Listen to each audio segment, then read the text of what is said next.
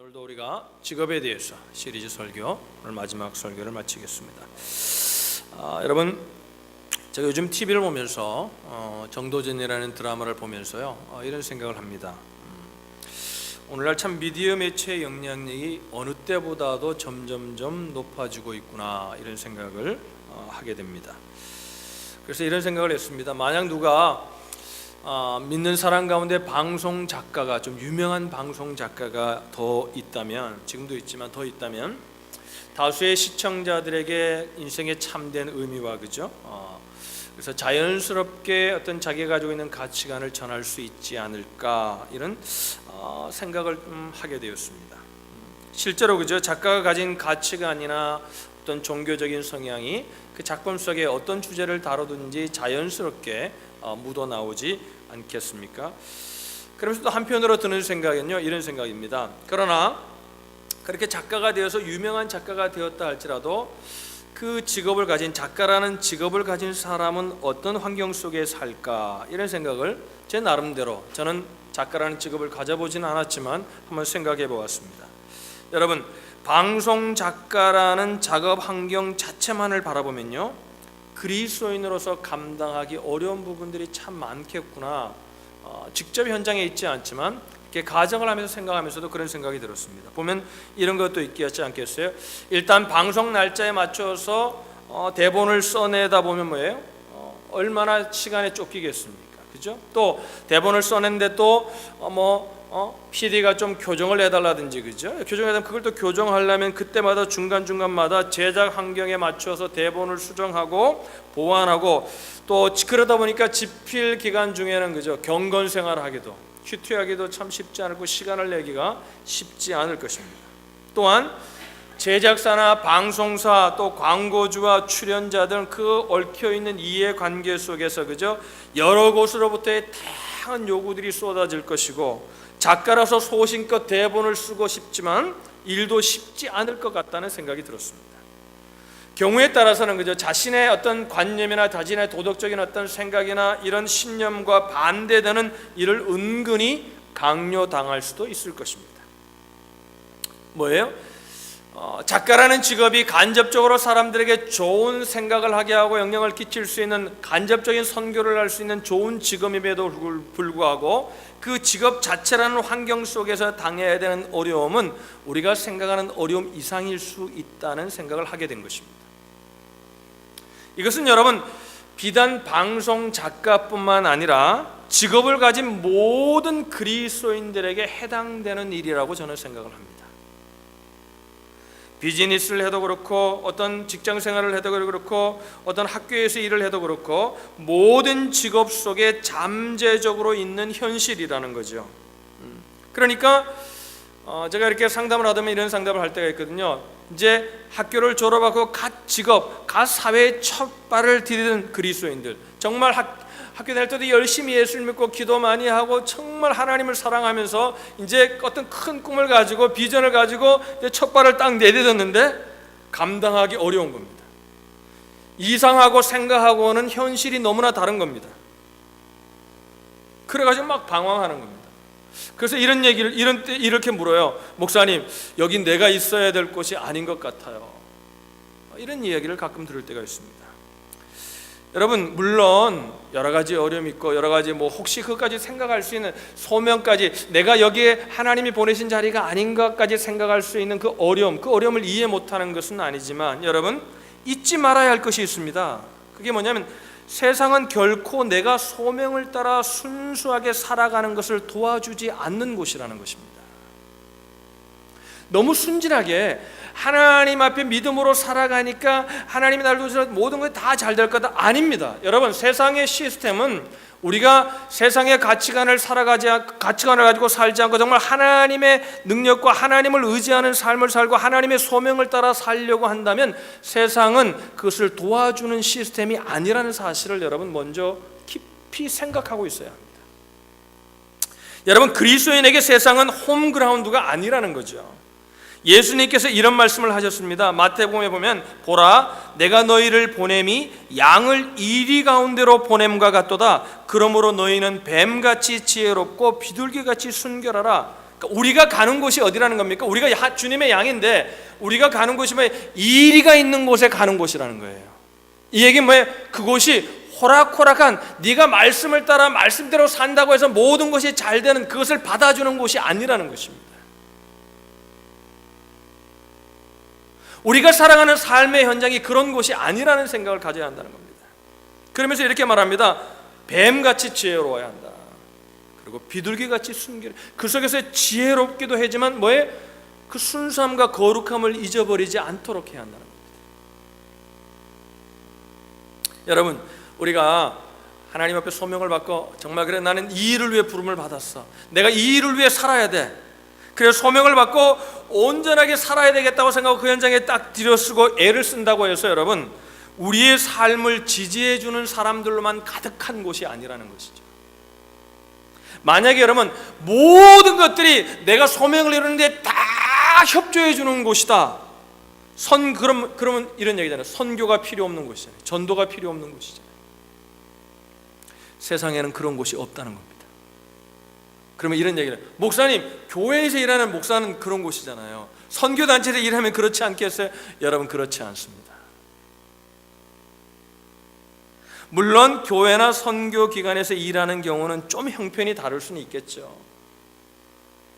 한편으로는 여러분 어떻게, 그런데 심각하게 냉정하게 생각해 보면요, 한편으로는 교회나 선교기관에서 일하는 직원들의 영혼이 제일 위험합니다.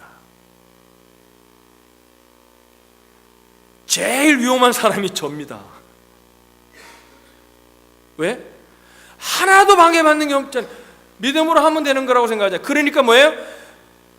애절함이 없을 수 있고, 예배를 드려도 그냥 예배를 드릴 수 있고, 기도를 해도 그냥 기도를 할 수 있는 곳이 제 위치예요. 방해가 있으면 뭐냐, 애절함이 있고 간절함이 생기잖아요. 제가 미국에서는 그런 일이 별로 없습니다만 한국에서 제가 목회할 때요, 물론 한인사회가 큰 사회에서는 목사님들 얘기 들어보면은 한국 사람들이 하는 곳에서 일하는 사람들은 그런 어려움을 당하는데, 그러나 여기 우리는 거의 다 이제 미국 직장에 다니시는 분들이 많으니까 그런 어려움이 별로 없을 거예요. 한국에서는요, 어떤 경우에는요, 선교를 가기 위해서 하나님께 부름을 받고 내가 단기 선교를 가야 되겠다. 여러분, 휴가를 날짜를 찾아 먹는 게 정당하고 그게 자기 라이트잖아요. 그런데 여러분, 그걸 위해요 금식하고 그 날짜에 맞추기를 위해서 여러분 애절하게 하는 분들의 기도를 제가 기도 부탁받은 적이 한두 번이 아닙니다. 그런 분들이 어떻게 보면 더 뜨거워요. 응? 그러나 교회나 선교기관에서 일하는 사람들은요, 이런 어려움을 당할 필요는 없죠. 겉으로는 좋아 보입니다. 모든 걸 하면 다 주의 일을 한다는 데 다 협조적이죠. 그러나 여러분, 형식적인 신앙에 빠지기 쉽다는 거예요. 바리새인처럼 되기 쉽다는 거예요. 세상 속에 직장인으로 보냄을 받은 사람들이 감당해야 될 갈등과 어려움이 있듯이요, 교회나 선교기관에서 일하는 사람들에게도 그런 어려움이 있는 거라는 거죠.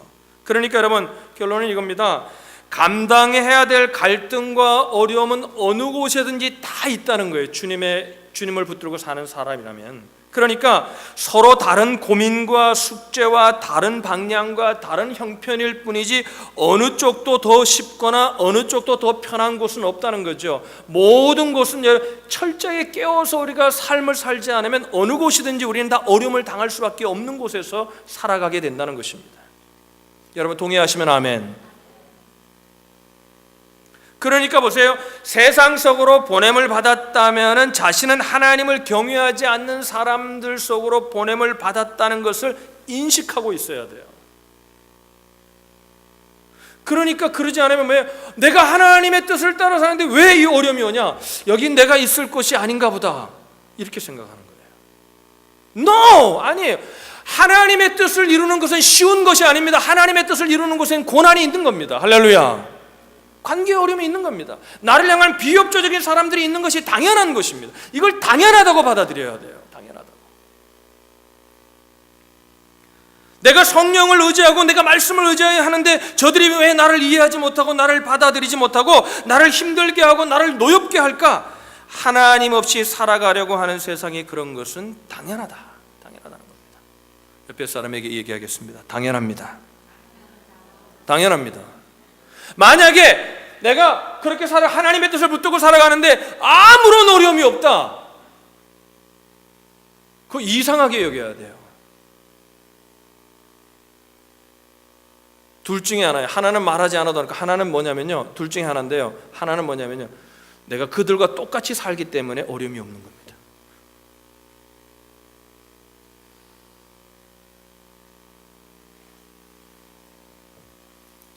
우리 세상에 살지만요, 세상의 가치관과 다른 가치관을 가지고 사는 사람들이 아니겠습니까? 그죠?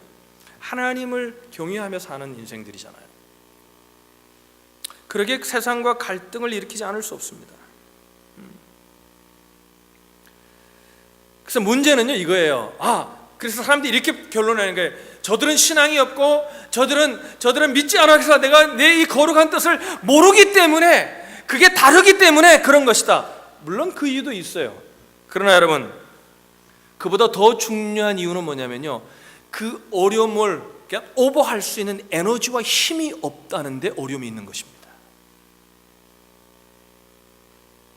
그 속에서도 하나님의 능력으로 그것을 이기고 나갈 수 있는 힘이 없다는데, 그 에너지가 없다는 것이 문제지, 내가 그들과 신앙이 다르기 때문에 그들이 그렇다, 그래서 내가 힘들고 어려워서 이곳이 내가 일할 곳이 아니라는 생각을 하는 것이 아니라는 겁니다. 대부분이, 제가 목회하면서 상담한 가운데, 직업에 관한 상담한 가운데 대부분의 90%는요 그 에너지가 없는 거예요. 그 속에서 하나님의 능력으로 이겨나갈 에너지가 없는 거예요.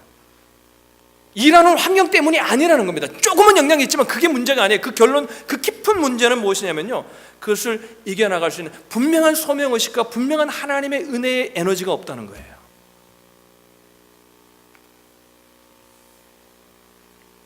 그러니까 우리가 어떤 잡을 가지고 인생을 살아갈 때에 어떤 회의가 들고 어려움이 와서 어떤 생각이 들 때요, 이것이 나의 소명이 맞는가라고 의심하기보다는 현재 자신의 신앙 상태가 정말 하나님 앞에 내가 견고하게 서 있는가 없는가를 확인해야 한다는 것이죠.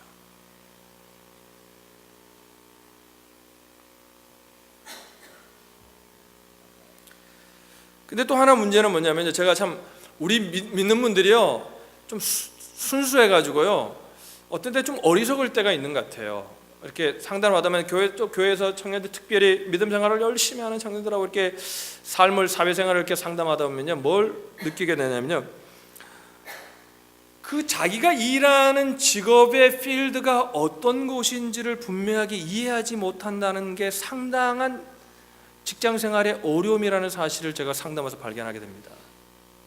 뭐냐면요, 자기가 일하는 곳이 어떤 곳인지를, 현실을 직시하지 못하고 있는 거예요.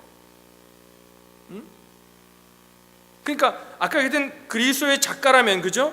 자기가 일하는 현실일 때 그 시간에 쫓기는 일이고, 그죠? 어려운 일이고, 그죠? 그걸 생각하고 있어야 되죠. 그 무슨 어려움일까? 내가 예수를 믿고 하나님의 가치관으로 가지고 살아갈 때 어떤 일에 부딪히게 될 거고 어떤 일이 생겨날 것이라는 분명한, 자기가 살아가는, 자기가 직업을 가지고 살아가는 직업 필드에 관한 분명한 이해가 있어야 되겠죠. 깊은 고민이 있어야 되겠죠.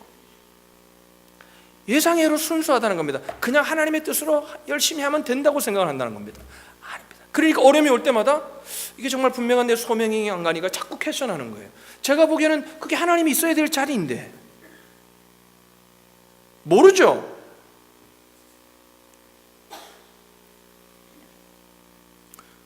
그럼 믿음 좋은 형제들, 자매들이요 상담하고 난 다음에 이런 얘기해요. 목사님, 나도 어디 선교단체 같은 데서 일하고 싶다는 거예요. 어떤 분은요, 목회자가 되겠다, 제가 말린 사람들 상당히 많습니다. 세상에 재미를 못 느낀대요. 그래서 목회를 해야 될 것 같아요. 자기는 꼭 교회만 오면 행복하다는 거예요. 소명은 그런 곳이 아닙니다. 소명은 어려움 가운데도 하나님의 뜻을 붙들고 살아갈 수 있는 능력을 받는 것이 소명이에요. 할렐루야. 좋아하는 것만이 소명이 아니에요. 그건 은사론에서는 맞는 얘기지만 소명론에서는 맞지 않는 얘기예요. 어떤 목사님이, 저는 그런 적이 없어요.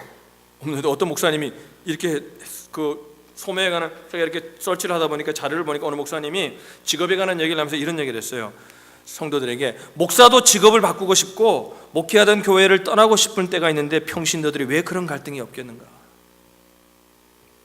갈등이 있다는 겁니다. 난 거기에 동의해요. 갈등 자체가 잘못된 거 아니에요. 그러나 분명한 소명이 있는 사람은 그 갈등을 이길 수 있는 에너지를 주님으로부터 얻게 된다는 거예요. 할렐루야. 할렐루야. 청년들이 공부를 하다가 뭘 하다가 좀 자업 마켓이 안 좋으면 또 다른 거 합니다. 근데 왜 그렇게 하냐? 하나님이 주신 소명은 바뀌지 않습니다. 할렐루야. 할렐루야. 어려움이 우리의 삶을 바꾸는 게 아닙니다. 그리스도인들은 그런 삶을 사는 사람들이 아닙니다. 여러분 동의하시면 아멘. 그러니까 그리스도인들에게 필요한 것이 뭐냐면요, 신앙 이전에 자신이 종사하는 일에서 직면해야 할 어려움을 객관적으로 이해하고 있어야 한다는 겁니다. 그래서 이 일을 위해서 체계적으로 말씀 공부를 하고 교리 공부를 해서 성경적인 세계관을 가지고요, 세상의 부조리와 병폐와 그리고 그 안에서 자신이 느끼는 혼란을 신앙적으로 해명하고 신앙적으로 이길 수 있는 안목을 갖추고 있어야 한다는 거죠. 할렐루야. 저는 이를 생각합니다. 예수를 믿은 지 만약에 4, 5년이 되었고 나이가 30이 넘었다면 신학적인 판단을 내릴 수 있을 정도로 성숙해 있어야 한다고 저는 믿습니다. 모든 것들이 말씀 안에서 판단할 수 있어야 합니다. 근데 의외로 얘기를 해보면 나이가 드신 분들 가운데도 그런 분명한 신학적인 어떤 분명한 기준이 없는 거예요. 그러니까 잘 되면 하나님의 뜻인가 생각하고 안 되면 하나님의 뜻이 아닌가 생각하고 이렇게 판단을 하는 겁니다. 그러니까 늘 흔들리는 겁니다. 따라합시다. 어려움은 늘 있는 것이다. 천국 가면 없는 거예요. 할렐루야. 그래서 우리가 그 나라를 사모하는 거예요. 할렐루야. 근데 어려움이요, 어느 때 커 보이냐면 그 소명의식을 벗어버리고 하나님과의 친밀한 삶 속에 있지 않으면 어려움이 어려움으로만 보이는 겁니다. 하나님의 뜻이 안 보이는 겁니다.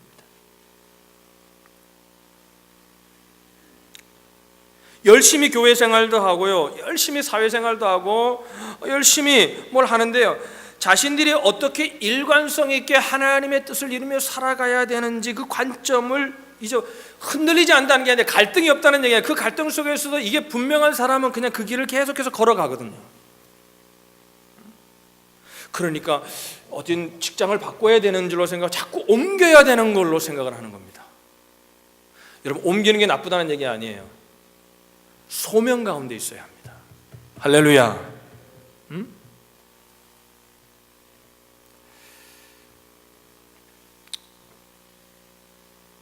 첫 번째, 우리가 분명한 소명의식을 가지고 또 어떤 성경을 떠나서 자기가 살아가는 직업의 현장이 어떤지 분명하게 우리가 객관적으로 알고 있다고 합시다. 이제 그게 해결이 되었습니다. 분명히 내가 이곳에 하나님 날 두셨구나. 그러나 그걸로 또 다 되는 것은 아닙니다. 무엇이 필요합니까? 그렇게 살아갈 수 있는 힘이 필요합니다. 할렐루야. 아무리 모든 걸 다 알고 있고요, 모든 걸 다 기준을 알고 있다 할지라도 실행할 힘이 없으면 100번 옳은 줄 알아도 실제로 소명을 따라 살 수는 없는 것이죠. 하나님께서 원하시는 선한 일을 감당하게 하는 마음과 정신의 힘은 어디서 오냐면요, 은혜로부터 옵니다. 그 은혜는 바로 진리의 말씀과 함께 하나님과의 친밀한 삶을 살아야 돼요. 저는 참 안타까운 게 뭐냐면요, 신학을 공부하고 하나님의 종이 되겠다는 사람도 하나님과 친밀한 삶을 살지 않습니다. 그냥 큐티 한번 하는 걸로 그냥 친밀함이 됐다고 생각을 합니다. 절대 힘이 생겨나지 않습니다. 하나님이 내 옆에 항상 하시는 분이라는 걸 늘 인식할 정도로 친밀함이 있어야 합니다. 할렐루야. 그럴 때 에너지가 우리에게 오는 거예요. 하나님으로부터 오는 거예요. 그럴 때 옳게 분별할 대로 살 수 있는 능력이 오는 거죠.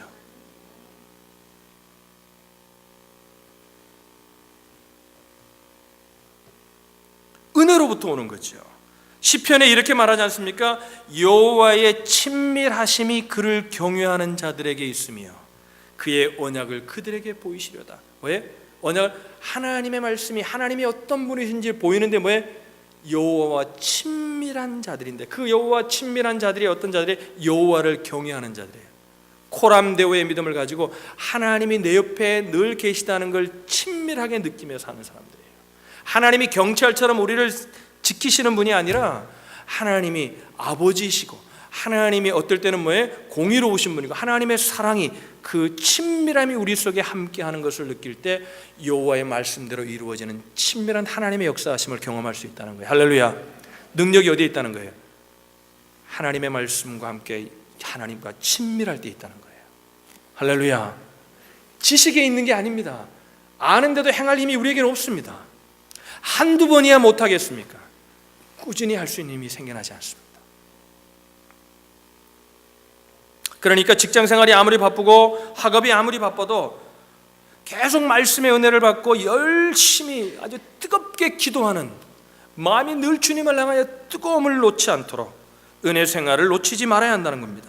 그리스도인이 일이 바쁘다는 핑계로 경건의 끈을 놓치게 된다면 생각에는 회의의 물결이, 생각에는 세상의 물결이 확 우리를 덮치게 되고 겉으로는 신앙인인데 주일날 예배를 드리는데 전혀 삶 속에는 능력이 나타나지 않고 은혜를 행할 수 있는, 하나님의 말씀을 행할 수 있는 힘이 주어지지 않는다는 겁니다.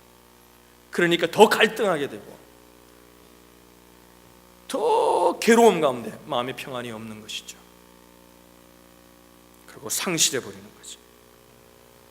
여러분, 저와 여러분들이 은혜 가운데 있기를 주님의 이름으로 축원합니다. 그럼 여러분, 우리가 하나님의 은혜를 받았습니다. 그렇다고 해서 그 꿈이, 내 비전이, 내 소망이 한순간에 이루어집니까? 그렇지 않습니다. 우리 하나 비디오를 하나 좀 보겠습니다. 우리 불 끄고 우리 비디오 하나 좀 보고 말씀을 좀 읽도록 하겠습니다.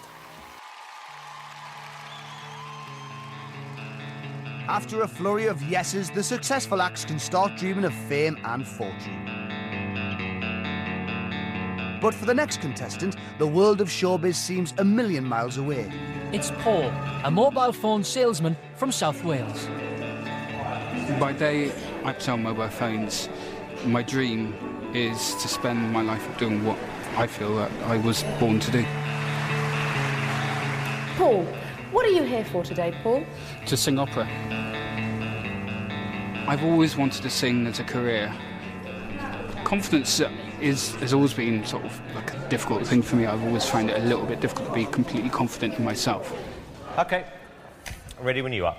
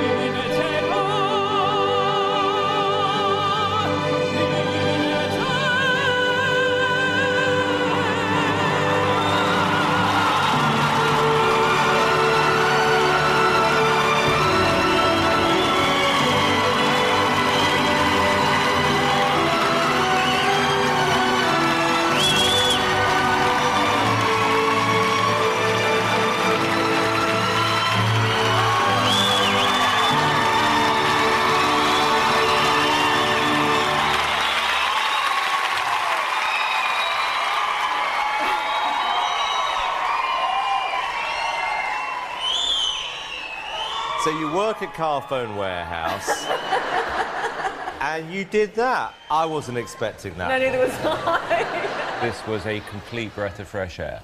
I thought you were absolutely fantastic. You have an incredible voice. I think if you keep singing like that, you are going to be one of the favourites to win this whole competition. I think that we've got a case of a little lump of coal here that is going to turn into a diamond.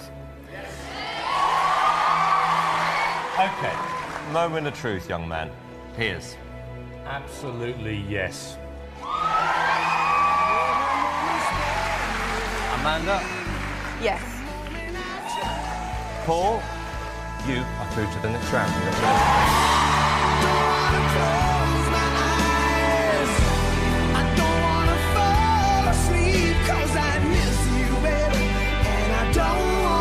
Congratulations. Unbelievable. I had goose pimples. You must be over the moon. I am a bit shocked at the moment. Oh, yeah. And as Paul heads home happy, the judges think they might have found something special in Cardiff. I like shows where somebody isn't a professional, has a talent, isn't aware of it, has a normal job, and then you see something else. I like that. And that's what that guy had. Undiscovered little gem. Yeah. A frog that will turn into a prince. 브리티시 갓 탤런트라고 그죠? 우리 한국에서도 이런 비슷한 프로그램이 있고 미국에도 있죠. 우리가 본 영상 우리가 너무나 여러분들 아마 다 보셨을 겁니다. 그 방송 프로그램을 통해서 일약 파피아라 스타가 된 폴 폴츠의 그 성공 스토리에 관한 이야기입니다. 그래서 우리에게 꿈은 이루어진다. 그래서 꿈을 붙들어야 된다. 이런 우리에게 희망을 심어주기에 충분한 인물이었죠. 저도 이걸 여러 번 들었습니다만 넬슨 노르마를 들으면서 얼마나 큰 이렇게 막 전율이 오는 것처럼 가슴이 터지는 깊은 감동을 받았던 기억이 납니다. 그의 어린 시절을 보면요, 가난과 따돌림, 또 교통사고와 종양수술 등으로요 암울하기만 했던 인생이었습니다. BBC 텔레비전 방송의 오디션 프로그램에서 우승 하나 함으로요 인생이 완전히 역전된 것처럼 보였죠. 어릴 적부터 오페라 가수가 되는 게 꿈이었다고 합니다. 그런데 어눌한 말투, 또 좀 우스꽝스럽게, 이게 사람이 입을 가고 있으면 이빨이 못생겨서 좀 우스꽝스러워요. 우스꽝스러운 외모로 인해서 비웃음만 사던 사람이었습니다. 근데 2003년에 또 교통사고로 쇄골 골절을 당해서 성대를 다쳐서 더 이상 노래를 할 수 없다는 진단을 받습니다. 그러나 그는 포기하지 않습니다. 그리고 36살이 되던 해에 꿈을 이루었습니다. 그가 꿈을 이룬 건요 단순히 포기하지 않았기 때문이 아니에요. 저는 그 인터뷰하면서 참 이렇게 많이 마음의 감동을 받았습니다. 단순히 포기하지 않았기 때문이 아니었습니다. 그 휴대폰 판매원으로 일하면서요 근근히 살아가면서도 꾸준히 성악 레슨을 받습니다. 다른 사람들은 너 가능성이 없다는데도 그는 꾸준히 레슨을 받습니다.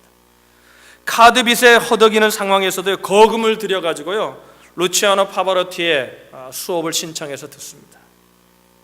그가 프로그램에서 우승한 다음에요 이 돈으로 뭘 할 거냐 물으니까 그가 첫 번째 한 얘기가 뭔지 알아요? 기억나세요?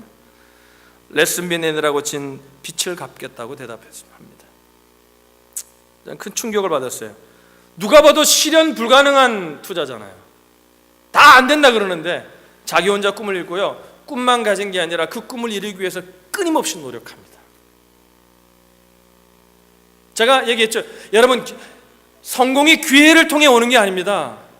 우리가 2주 후에, 지난주에도 얘기했죠. 2주에 월드컵을 하는데 여러분, 아무리 여러분 감독이 저보고 김 목사님 와서 월드컵 선수가 되달라고, 이거 기회가 아닙니다. 준비가 되어 있지 않는 사람에게는 기회가 아닙니다. 여러분, 하나님은 하늘에서 감이 떨어지는 것처럼 역사하시는 분이 아닙니다. 하나님은 성실로 식물을 삶는 자를 통해서 역사하십니다. 할렐루야. 믿음으로 인내하며 참고 기다리는 거 좋은 교훈이고 좋은 본보기입니다. 그러나 여러분, 능력이 갖추어 있지 않으면 기회가 와도 결코 그 기회를 잡을 수 없다는 겁니다. 그게 하나님의 공의하심입니다.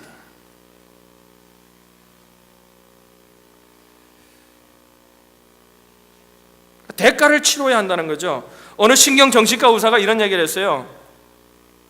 인구가 노령화되는 것이 사회의 문제가 아니라 젊은이들의 정신적인 노인화가 더 문제이다.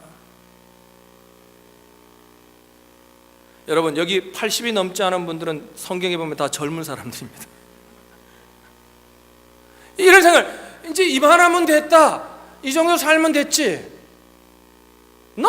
아니에요.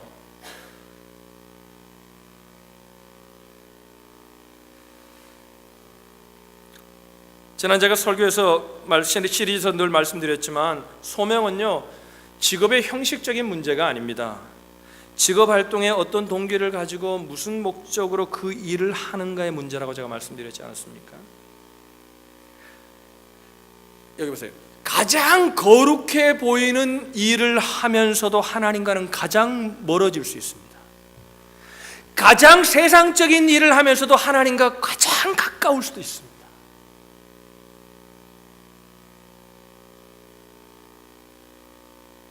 동의하세요, 여러분? 오늘날 현대인들의 최고 가치가 행복이라고 합니다. 개인의 행복과 평안이래. 마음이 평안하고 행복하면 된다는 거예요.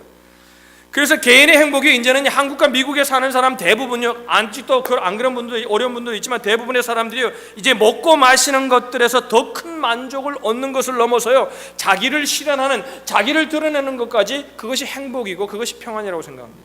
그래서 어떤 학자는요 이걸 좀 빗대어 가지고 이렇게 표현했더라고요. 꿈에 미친 시대다. 지금은 우리에게 꿈은 이루어진다. 우리에게 꿈은 이루어진다. 우리에게 꿈은 이루어진다. 여러분, 우리에게는 이 구호보다, 이 확신보다 더 중요한 것은요, 그 꿈이 하나님 안에서 올바르냐는 거예요. 할렐루야. 제가 그런 얘기를 하는 겁니다. 하나님을 예배하는 시간도 없고, 하나님을 향해 기도하는 시간도 없고, 하나님과의 친밀한 삶을 살지도 못하는 환경이라면 여러분, 그게 무슨 꿈이냐는 거예요.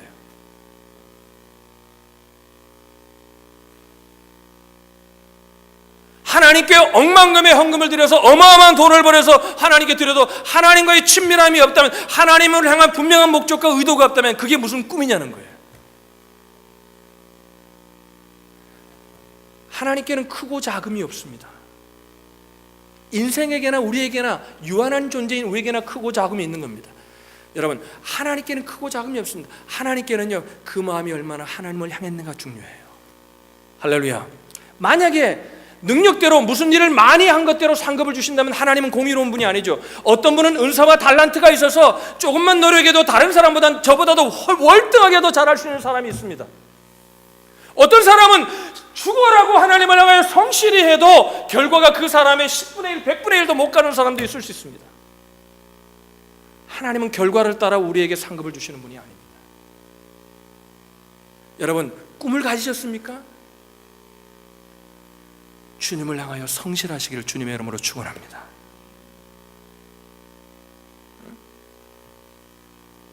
끈기와 열정을 잃지 말아야 합니다. 그래서 하나님의 은혜가 필요한 겁니다. 할렐루야.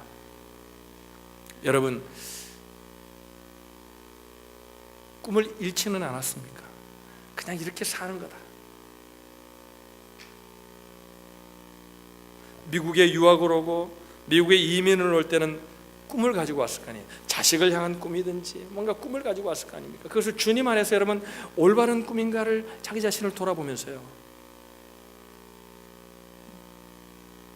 하나님과 관계를 더 친밀히 하셔서요, 어려움이 있다고 그 꿈을 바꾸지 말고 수정하지 말고 하나님이 수정하라 할 때까지 기다리면서 우리가 성실로 열정을 가지고 끝까지 주님이 주신 비전을 향하여 걸어가는 저와 여러분들이 되시기를 주님의 이름으로 축원합니다.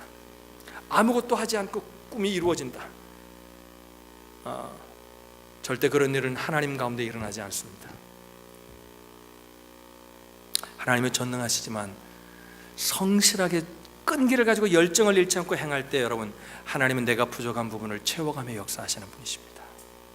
여러분 가운데 이런 은혜가, 삶을 살면서 이런 분명한 확신이 있기를 주님의 이름으로 축원합니다. 기도하겠습니다.